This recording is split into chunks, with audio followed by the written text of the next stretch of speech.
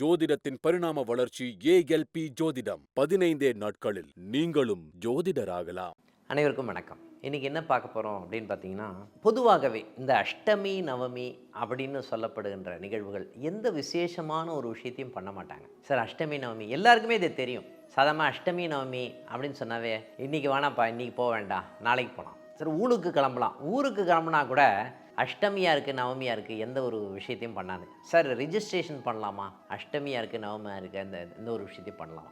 ஏதாவது ஒரு புது விஷயத்தை தொடக்கிறோம், அஷ்டமி நவமி இருக்குது எதுவும் பண்ண வேண்டாம். ஏன் இந்த மாதிரி ஒரு நிகழ்வு இருக்கிறது, ஓகேங்களா, அப்படின்ற ஒரு விஷயத்தை தான் நம்ம பார்க்க போகிறோம். இது என்ன தாக்கத்தை கொடுக்கறது, எல்லாமே சயின்டிஃபிக்காக இருக்குன்னு சொல்லலாம். எப்படி அப்படின்னு பார்த்துக்கும்போது, இப்போ சூரியனும் சந்திரனும் ஒன்றாக இருக்கக்கூடிய தன்மை அப்படின்ற ஒரு விஷயம் அமாவாசைன்னு சொல்கிறோம். ஏன் அப்படி சொல்கிறோம்? இப்போ பாருங்கள், சூரியனுடைய ஒளியை வாங்கி தான் சந்திரன் பிரதிபலிக்கிறார் அப்படின்ற ஒரு விஷயம் இருக்குது. கரெக்டாக சூரியனுடைய ஒளியை வாங்கி தான் சந்திரன் பிரதிபலிக்கிறார் அப்படின்னு ஒரு விஷயம் இருக்குது. அப்போ சூரியனும் சந்திரனும் ஒன்றாக இருக்கும்போது என்ன நிகழ்வு நடக்கும் அப்படின்னா, இந்த ஹீட்டுனால, இந்த ஈர்ப்புனால என்ன ஆகணும், சந்திரன்றது மனோகாரகன்னு சொல்லுவாங்க. நீர்நிலையை சொல்லக்கூடிய கிரகமே சந்திர பகவான் தான், ஓகேங்களா. அப்போது நீர்நிலை சம்மந்தப்பட்ட ஈர்ப்பு அங்கே இருக்குமா, இருக்கும். இதுக்கு உதாரணம் சொல்லணும் அப்படின்னு பார்த்திங்கன்னா, அந்த அமாவாசை அன்னைக்கு நீங்கள் போய் பாருங்கள், கடலில் அந்த அலைகள் பார்த்திங்கன்னா ஈர்ப்பு அதிகமாக இருக்கக்கூடிய தன்மை இருக்கும். அதே மாதிரி நிறைய பேர் மென்டல் எம்ஆர்லாம் நிறைய பேர் இருப்பாங்க, மென்டல் ரிட்டார்ட் பீப்புள்ஸ்லாம். இந்த அமாவாசை டைமில் அவங்களுடைய புத்தி நிறைய ஆசிலேட் ஆகக்கூடிய தன்மை இருக்கும் அப்படின்னு சொல்லுவாங்க. ஏன் இந்த மாதிரி நிகழ்வுகள் நடக்குது?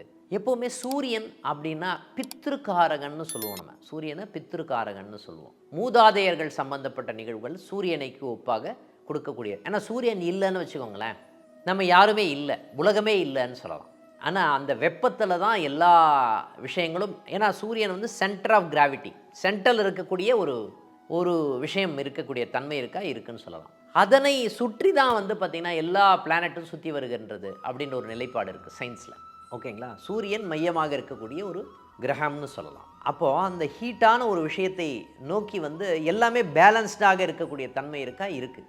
அப்போ அந்த ஈர்ப்பு பார்த்திங்கன்னா சந்திரனை ஈர்க்கின்றது. அப்போ ஆட்டோமேட்டிக்காக என்ன ஆகும்னா, நம்ம உடம்பில் பார்த்திங்கன்னா 65% ஆஃப் ஃப்ளூயிட் இருக்குது, நீர் சம்மந்தப்பட்ட. அப்போ சூரியன் சூரியனும் சந்திரனும் ஒரே டிகிரியில் இருக்கும்போது என்ன நிகழ்வு நடக்குது அப்படின்னு பார்த்திங்கன்னா, அந்த உள்ளே இருக்கக்கூடிய நீர் இருக்குது இல்லைங்களா, அது எல்லாமே ஈர்க்கக்கூடிய தன்மை இருக்குது, ஓகேங்களா. ஒரு ஈர்ப்பு இருக்கக்கூடிய தன்மை இருக்கா. அதனால தான் நீங்கள் கடல் அமாவாசை டைமில் கடலில் போய் பாருங்கள், அலைகள் மேலெழக்கூடிய தன்மை இருக்கிறது. இது சயின்ஸ், ஓகேங்களா. அதே மாதிரி தான் அமாவாசை டைமில் பார்த்திங்கன்னா நம்முடைய மனம் பதட்டமாக இருக்கக்கூடிய தன்மை, மன அழுத்தம் ஆக இருக்கக்கூடிய தன்மை.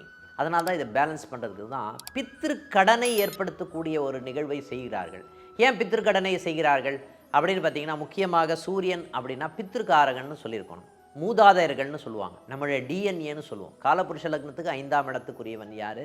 சிம்மராசி அதிபதி சூரிய பகவான். நம்முடைய பித்திருக்கள்னு சொல்லப்படுகிற நிகழ்வுகள் அதற்கு ஒப்பாக நம்ம சொல்லியிருக்காங்கன்னு சொல்லலாம். அப்போது ரெண்டுமே ஒரே டிகிரியில் இருக்கும்போது பித்திரு காரியங்களை, மனசு அப்படின்னு சொன்னாவே சந்திர பகவான். அப்போது இந்த உடல் மனசு என்ன சொல்லணும் அப்படின்னு பார்த்திங்கன்னா, மூதாதையர்களை நினைக்க வேண்டும், மூதாதையர்களை தெய்வமாக வணங்க வேண்டும் அப்படின்ற ஒரு நிகழ்வு இருக்குன்னு சொல்லலாம்.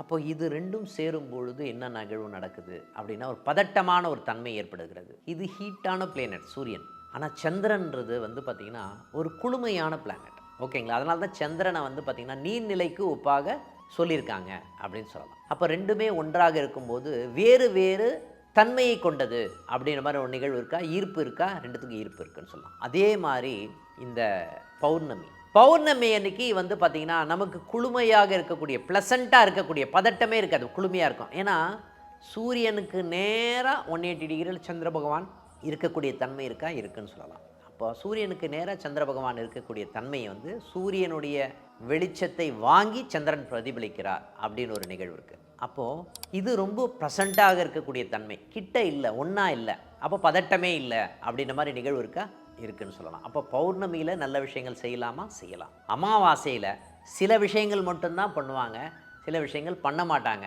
அப்படின்ற மாதிரி நிகழ்வு இருக்குன்னு சொல்லலாம். அதே மாதிரி அஷ்டமி நவமியில் ஏன் பண்ண மாட்டாங்க?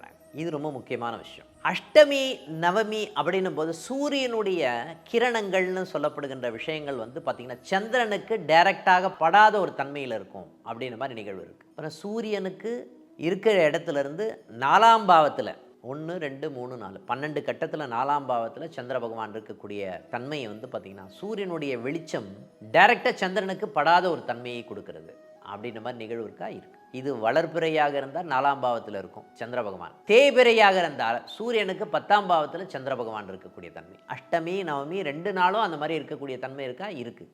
சூரியனுடைய ஒளி சந்திரன் மேலே விழவே விழாது அப்படின்ற மாதிரி ஒரு தன்மை இருக்கா இருக்குது அப்படின்ற மாதிரி நிகழ்வு இருக்குது. அப்போது இந்த விழாத தன்மையிலேருந்து சூரியனுடைய அனுகிரகம் அப்படின்ற ஒரு விஷயம் வந்து சந்திரனுக்கு படாத ஒரு தன்மையை கொடுக்கறது. கிட்ட இருக்கும்போதே பிரச்சனை, அந்த ஒளி படலானாலும் பிரச்சனை. அப்போது அப்படின்னா என்ன நிகழ்வு? இதெல்லாம் இல்லாத டைமில் நம்ம வந்து ஒரு விஷயத்தை நல்ல விஷயங்களை செய்ய வேண்டும் அப்படின்ற நிகழ்வு இருக்கா இருக்குது. சில டைமில் அஷ்டமியில் தான் நிறைய பேருக்கு வந்து சில டைமில் இப்போ பதவியேற்பு விழாலாம் அஷ்டமியில் பண்ணுவாங்க. இது வந்து ரூல்ஸ் அண்ட் ரெகுலேஷன்னு சொல்லப்படுகின்ற விஷயம், ஆட்சி அதிகாரம்னு சொல்லப்படுகிற விஷயம்லாம் அஷ்டமியில் பண்ணலாமா? பண்ணலாம். ஏன்னா ஜெயா திதி அப்படின்னு சொல்லப்படுகின்ற திதியில் வரக்கூடிய தன்மை இருக்கா இருக்குன்னு சொல்லலாம். நம்ம இல்லறம் சம்பந்தப்பட்ட எந்த ஒரு இனிமையான ஒரு விஷயத்தையும் வந்து பார்த்திங்கன்னா இந்த அஷ்டமி நவமியில் பண்ணலாமான்னா பண்ணவே கூடாது. ஏன் அப்படின்னு சொன்னால் சூரியனுடைய கிரணங்கள் அப்படின்ற ஒரு விஷயம் சந்திரன் மேலே படுறதே கிடையாது அப்படின்ற ஒரு நிகழ்வு இருக்கா இருக்குது. இதுக்கும் அறிவியலுக்கும் சம்பந்தம் இருக்குது. எப்போவுமே சூரியனுடைய வெளிச்சம் சந்திரன் மேலே படலை அப்படின்னு சொன்னால் நம்ம வந்து என்ன நிகழ்வுன்னா தப்பாக தான் ஒரு விஷயத்தை பண்ணுவோம். அப்போது நம்ம என்ன பண்ணுறோமோ அதுக்கு ஆப்போசிட்டாக தான் நம்முடைய மனசு இயங்கும் அப்படின்ற மாதிரி ஒரு நிலைப்பாடு இருக்கா இருக்குன்னு சொல்லலாம். அப்போ இந்த மாதிரி ஒரு காலகட்டத்தில் தான் வந்து நம்ம என்ன பண்ணணும், சரியாக ஒரு விஷயத்தை செய்ய வேண்டும் அப்படின்றது. இதுக்கு எந்த தெய்வத்தை வழிபாடு பண்ணுறது சார் அப்படின்னா காலபைரவர் வழிபாடு சிறந்த வழிபாடாக இருக்கக்கூடிய தன்மை இருக்கும். அதையும் மீறி நம்ம ஏதாவது பண்ணணும் அப்படின்னா காலபைரவரை வழிபட்டு விட்டு நம்ம எது செய்தாலும் அது சம்பந்தப்பட்ட நிகழ்வுகள் சாதகமாக இருக்கக்கூடிய தன்மை இருக்கும்னு சொல்லலாம். அடுத்த நிகழ்வில் சந்திப்போம். நன்றி, வணக்கம்.